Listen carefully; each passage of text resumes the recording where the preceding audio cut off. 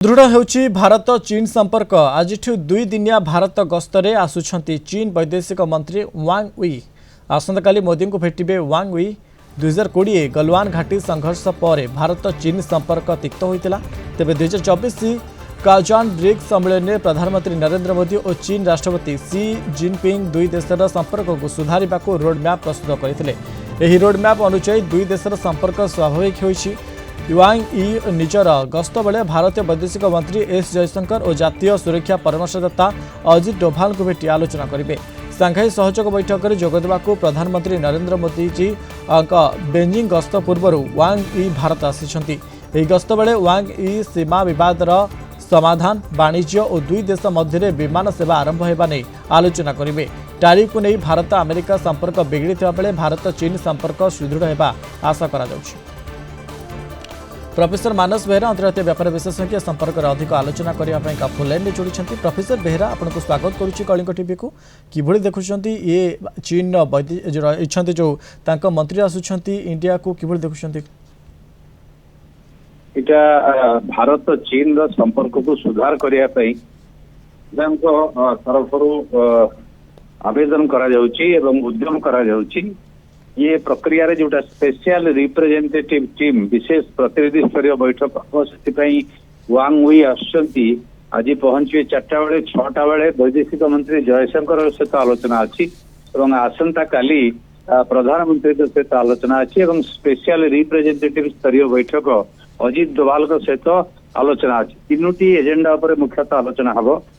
गोटाए हूँ गलवान परे सेठी border dispute समाधान पे जोटा दीर्घ समय लगे सहजरे हम नहीं। जो मिलिटारी स्टैंड अप थिला से पाखरु तो उभय पक्षर सेना ओहरी जाइछंती, किंतु बॉर्डर लाइन ने लद्दाख अंचल रे उभय पक्षर प्राय 50-60 हजार सैनिक सेठी सजाग होई अछंती। जदि गोटे कॉन्फिडेंस बिल्डिंग मेजर हुए, परस्पर भितर विश्वास हुए, से समय उभय प्रत्याहार करबे सदा गोटे साधारण परिस्थिति के आसो। द्वितीय गुरुत्वपूर्ण कथा है डायरेक्ट फ्लाइट जोटा बंद होइतिला सेटा पुणी पुनः चलाचल हम से विषय आलोचना हम। तृतीय गुरुत्वपूर्ण है वाणिज्यिक कारोबार जोटा अमेरिकार टारिफ पृष्ठभूमि रे उभय राष्ट्र परस्पर मध्य वाणिज्यिक कारोबार को अभिवृद्धि करने चाहते से संपर्क आलोचना हम। एवं प्रधानमंत्री मोदी जो जीवे अगस्त 31 चीन को से गस्त समय अनेक गुरुत्वपूर्ण घोषणा हबार अच्छी, आलोचना हबार अच्छी, निष्पत्ति नबार अच्छी, तार क्षेत्र प्रस्तुत हम।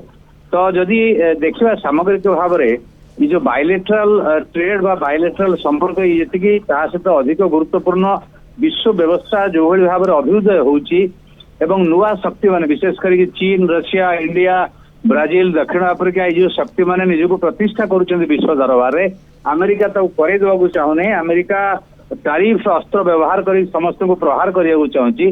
ता विरोध में सबू राष्ट्र प्राय एकजुट होगा आरंभ कले।